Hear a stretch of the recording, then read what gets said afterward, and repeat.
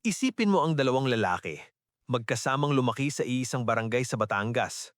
Magkasamang nagtapos ng 4-year course. Naghanap ng trabaho sa parehong taon, 2010, at parehong nakahanap, parehong sweldo, 18,000 pesos bawat buwan. Kapwa may utang sa pamilya. Kapwa nagluluto sa bahay para makatipid. Kapwa nagko-commute sa tricycle at jeep papunta sa opisina. Ngayon, 2025. 15 taon na ang lumipas. Ang una, si Danny, hindi na nagko-commute. May sasakyan na siya. Hindi mahal, pero siya ang nagbabayad ng insurance, ng gas, ng registration. May bahay siya sa subdivision, pero may mortgage pa rin. 20 years pa ang maturity. Minsan, mag-iisang linggo bago magsweldo, nag-aalangan na siyang mag-load. Nagtatanong sa sarili kung saan napupunta ang pera. Kumikita na ng 45,000 pesos ngayon, pero parang hindi nararamdaman. Ang pangalawa si Romy. Nakatira pa rin sa mas simpleng bahay pero hindi siya nag-aalala sa kahit anong petsa ng buwan. Sa kanyang account, may 1.2 milyong piso. Hindi namana, hindi nanalo sa loto, hindi nag-asawa ng mayaman. Parehong trabaho, halos parehong sweldo sa simula. Pero ngayon, si Romy ay pwede nang mag-resign bukas kung gusto niya at hindi siya mamamatay sa gutom. Iisang starting point, magkaibang ending. Hindi ito kwento ng swerte o ng sweldo. Ito ay kwento ng isang desisyon na ginawa nila pareho pero sa magkaibang direksyon. Ano ang ginawa ni Romy na hindi ginawa ni Danny? Investing. Bago tayo magpatuloy, isang shoutout muna kina Ann Mariel Bernardo at Christian Caulin. Maraming salamat sa inyong suporta sa channel na ito. May topic ka ba na gusto mong talakayin ko sa next video? I-comment mo na yan. Pag idea mo ang napili ko, gagawan ko ng content at i-shoutout kita dito. Ano, ayos ba? Okay, paano nga ba gumagana ang investing? May 3 konsepto na kailangan mong maunawaan bago ka magsimula at gagamitin ko ang mga halimbawa na pamilyar sa atin. Una, risk at reward. Ito yung pinaka-basic na katotohanan sa lahat ng investment. Mas malaki ang potential na kita mo, mas malaki din ang posibilidad na mawalan. Isipin mo yung sari-sari store sa bahay nyo. Kung mag-i-invest ka ng 10,000 pesos para buksan yun, may chance kang kumita ng malaki. Pero may chance din na walang bumibili. Yun ang risk. Kumpara dun, pag naglagay ka ng 10,000 pesos sa time deposit sa bangko, sigurado maliit ang kita, pero garantisado. Lower risk, lower reward. Walang ganap na guaranteed investment na mataas ang kita. Pag may nagsabi sa'yo ng ganyan, ingat ka, maaaring scam. Yung mga investment na nangangako ng 30-40% monthly returns, Ponzi scheme yan. Naranasan na ng maraming Pilipino. Nawalan ng ipon, nawalan ng tiwala. Kaya tandaan, laging may kalaban na risk. Pangalawa, at ito ang gusto ko talagang may paliwanag sa iyo ng mabuti, compound interest o sa Tagalog, tubo na may tubo. Ganito ang kwento. May dalawang magbarkada, si Pedro at si Juan. Si Pedro nagsimulang mag-invest ng 2,000 pesos bawat buwan sa edad 25. Si Juan naman, nag-antay siya. Later na lang, busy pa ako. At nagsimula siya sa edad 35. Pero 4,000 pesos na bawat buwan para mahabol. Sa edad 60, heto ang resulta. Si Pedro na nag-invest ng 2,000 pesos bawat buwan mula nung 25 years old siya, mayroon siyang mga 4.3 million pesos. Si Juan naman na nag-invest ng 4,000 pesos bawat buwan mula 35 years old siya, doble ng halaga, mayroon siyang mga 3.5 million pesos. Mas mababa pa rin kaysa kay Pedro kasi hindi lang pera ang kailangan, oras ang kailangan. At yun ang resource na hindi mo na mababawi. Kaya yung compound interest, yung interest mo, kumikita rin ng interest. Taon-taon lumalaki yung base. Taon-taon, mas malaki ang kinikita. Parang snowball na gumugulong pababa ng bundok. Habang tumatagal, mas mabilis lumaki. Pangatlo, diversification. O sa madaling salita, huwag ilagay lahat ng itlog sa iisang basket. Ganyan din ang investing. Kung ilalagay mo lahat sa stocks at bumaba ang market, sabay bumagsak ang lahat. Pero kung nakadistribute sa iba't ibang uri, stocks, bonds, funds, real estate, kapag bumaba ang isa, nandun pa yung iba para protektahan ka. At ngayon, pag-usapan natin ang mga pagpipilian mo dito sa Pilipinas. Yung mga aktual na lugar kung saan mo maaaring ilagay ang pera mo. Number 1, cash at savings. Yung regular savings account mo sa mga bangko. O kahit sa e-wallet apps mo. Mababa ang risk, pero mababa rin ang kita. Good para sa emergency fund, hindi para sa long-term growth. Number 2, bonds at treasury bills. Ito ay parang pinahihiram mo ang pera mo sa gobyerno at nagbabayad sila ng interest. Yung retail treasury bonds ng gobyerno, mabibili ng simula sa 5,000 pesos. Mas mataas ang kita kaysa savings account at dahil gobyerno ang nagbabayad, mababa ang risk. Number 3, stocks o equities. Kapag bumili ka ng shares sa isang kumpanya sa Philippine Stock Exchange, bahagi ka na ng kumpanyang yon. Kung lumago ang kumpanya, lumalaki ang investment mo. Pero kung nalugi ang kumpanya na yon, malulugi din ang investment mo. Mas mataas ang potential return pero mas mataas din ang risk at kailangan mong mag-aral o maglaan ng oras para dito. Number 4, mutual funds, UITF at MP2. Para sa mga ayaw mag-manage ng sariling portfolio, nagtitipon ng pera mo kasama ng ibang investors at isang fund manager ang nag-i-invest para sa lahat. May mga options din tulad ng MP2 ng Pag-ibig na nagbibigay ng mas mataas na dividends kaysa regular savings. At guaranteed pa ng gobyerno. Number 5, real estate. May potential na malaki ang kita pero malaki rin ang kapital na kailangan.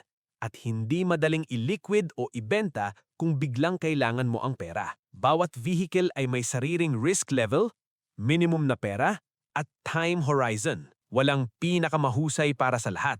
Depende sa sitwasyon mo. Pero heto ang totoo, kahit gaano kaganda ang lahat ng investment options na yan, hindi ka maaaring magsimula kung hindi mo pa naaayos ang pundasyan mo kasi ito ang nakikita ko. Maraming Pilipino na nagsisimulang mag-invest ng 1,000 pesos sa stocks pero may 50,000 pesos pa rin silang credit card debt na 3% ang monthly interest.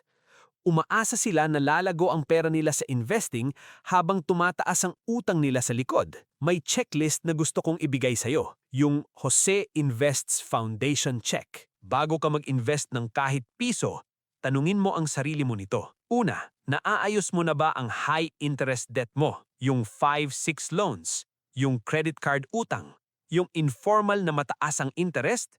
Bayaran mo muna ito. Ang interest ng mga utang na yan ay mas mabilis lumaki kaysa kahit anong investment return mo. Pangalawa, may emergency fund ka na ba? 3 hanggang 6 na buwan ng gastos mo. Nakatabi, hindi ginagalaw, hindi para sa pamilya, para sa iyo, para sa unexpected. Pag nawalan ka ng trabaho, pag nagkasakit ka, hindi mo kailangang i-withdraw ang investments mo sa maling oras. Pangatlo, may health insurance at life insurance ka na ba? Alam ko, marami sa atin ang lumalaktaw dito. Bata pa naman ako, okay pa ako. Pero isang hospitalization lang, kahit 100,000 pesos lang, pwedeng burahin ang lahat ng ipon mo. Ang insurance ay hindi investment. Ito ay proteksyon ng lahat ng pinupundar mo. Pang-apat, may sistema ka na ba sa budgeting? Alam mo kung saan napupunta ang pera mo bawat buwan. Hindi mo kailangang maging perpekto, pero kailangan may awareness ka. Kasi kung hindi mo alam kung saan lumalabas ang pera, hindi mo malalaman kung magkano ang maaari mong i-invest. Yung pagkakasunod-sunod ay mahalaga. Utang muna, emergency fund, insurance, tapos investing. Hindi pwedeng laktawin ang isa.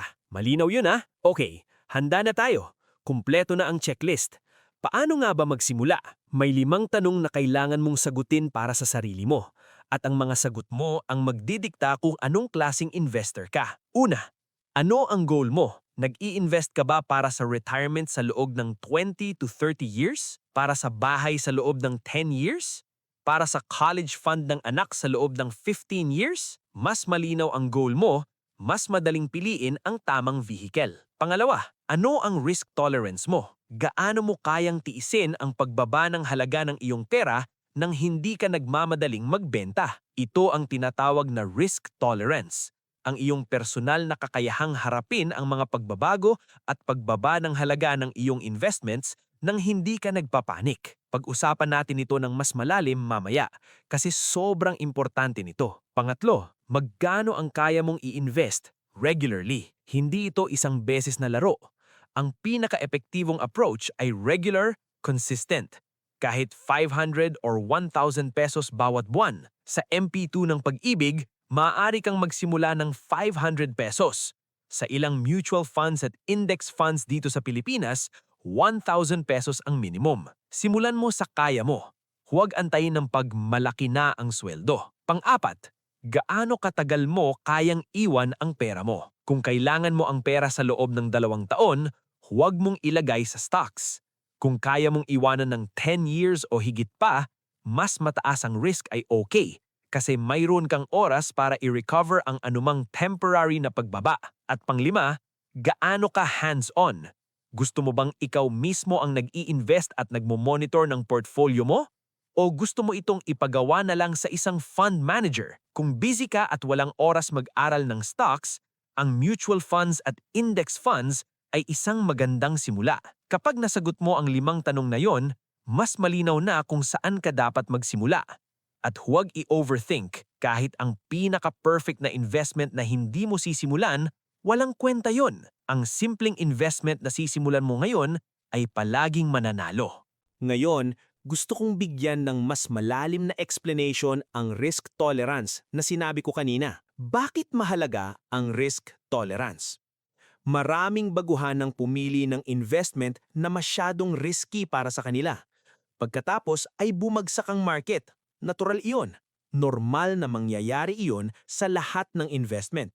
Pero dahil hindi nila kaya ang emosyonal na stress ng pagkakita na bumababa ang kanilang pera, nagbebenta sila sa pinakamababang presyo. Iyon ang pinakamahal na pagkakamali sa investing.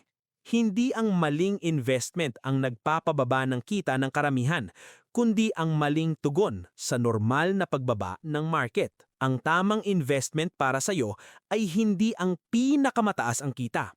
Ito ang investment na kaya mong hawakan kahit sa pinakamahirap na panahon. May 3 uri ng risk tolerance. Number 1, conservative. Ang maingat na investor. Priority, protektahan ang pera. Ayaw mawalan kahit kaunti. Katangian, mas komportable sa mababang kita basta't matatag at predictable ang halaga. Angkop na investments, savings account, time deposit, government treasury bills, Pag-ibig MP2. Halimbawa, si Nanay Kunching, 58 taong gulang, malapit nang magretiro. Hindi na siya pwedeng mag-alala kung biglang bumaba ang investment niya. Para sa kanya, ang Pag-ibig MP2 na may average 7% dividends at garantiya ng gobyerno ay perpekto, matatag, predictable at hindi siya maaatake ng kaba tuwing gabi. Number 2, moderate. Ang balancing investor. Priority, palaguin ng pera pero may proteksyon pa rin. Katangian, handang tanggapin ang ilang pagbabago ng halaga basta't ang pangmatagalang trend ay pataas. Angkop na investments, balanced funds, UITFs na halo ng bonds at stocks, blue chip stocks. Halimbawa, si Carlo, 35 years old, may regular na trabaho at may 20 years pa bago magretiro. Naglalagay siya ng 60% sa balanced UITF at 40% sa MP2. Pwedeng mag-fluctuate ang UITF niya buwan-buwan, pero kaya niyang hintayin dahil matagal pa ang time horizon niya. Number 3, aggressive.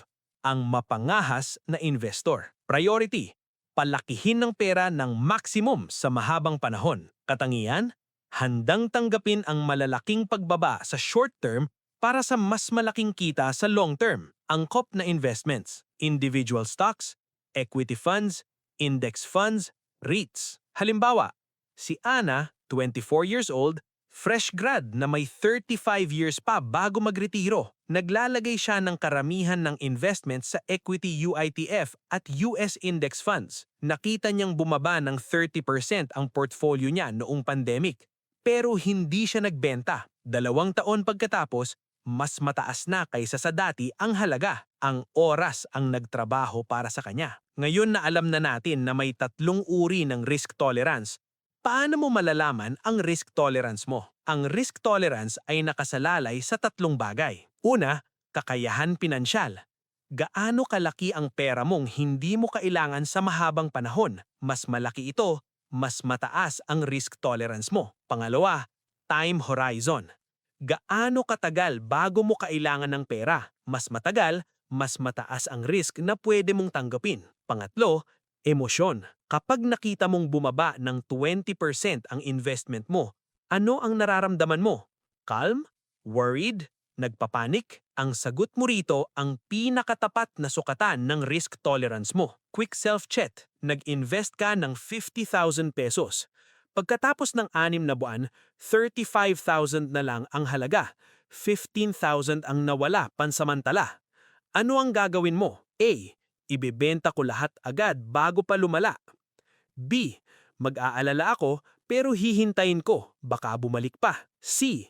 Bibilhin pa nga ako ng dagdag habang mababa ang presyo. Kung letter A ang sagot mo, conservative ka. Kung letter B, moderate investor ka. Kung letter C, aggressive ka. Walang mali o tamang uri ng risk tolerance. Ang mali ay pumili ng investment na hindi akma sa tunay na risk tolerance mo. Alam ko na marami sa inyo habang pinapanood ito, may isang bagay na pumasok sa isip. Gusto ko, pero paano na yung pamilya ko? Paano na yung mga responsibilidad ko? At ito ang gusto kong sabihin sa iyo, nang may respeto, nang may pagmamahal sa ating kultura. Hindi ka magiging magandang anak, magandang magulang, o magandang kapatid kung puro ikaw ang nagbibigay habang wala kang ginagawa para sa sarili mo. Yung pinakamahal na bagay na maaari mong ibigay sa pamilya mo ay hindi 5,000 pesos ngayon. Ito ang financial stability na magbibigay sa kanila ng 50,000 pesos sa hinaharap nang hindi ka na nahihirap. Hindi overnight ang yaman. Hindi ito maaabot sa isang video. Pero sa bawat tamang desisyon na gagawin mo, sa bawat buwan na magse-set aside ka ng kahit maliit para sa sarili mo, isang hakbang kang mas malapit sa versyon ng sarili mo na hindi na nag-aalala tuwing huling linggo ng buwan. Yun ang layunin. Hindi maging mayaman para sa lahat. Maging stable para sa sarili mo at para sa mga taong mahal mo. Sa susunod na episode, mas malalim nating pag-usapan ang isa sa mga investment vehicles, kung paano talaga ito gumagana para sa isang ordinaryong Pilipino. At kung may kaibigan o kapatid kang kailangan marinig ito, share mo na. Minsan yung pinakamagandang bagay na magagawa mo para sa isang taong mahal mo ay bigyan siya ng tamang kaalaman. Ingat lagi, pag-isipan ng mabuti, at simulan mo na.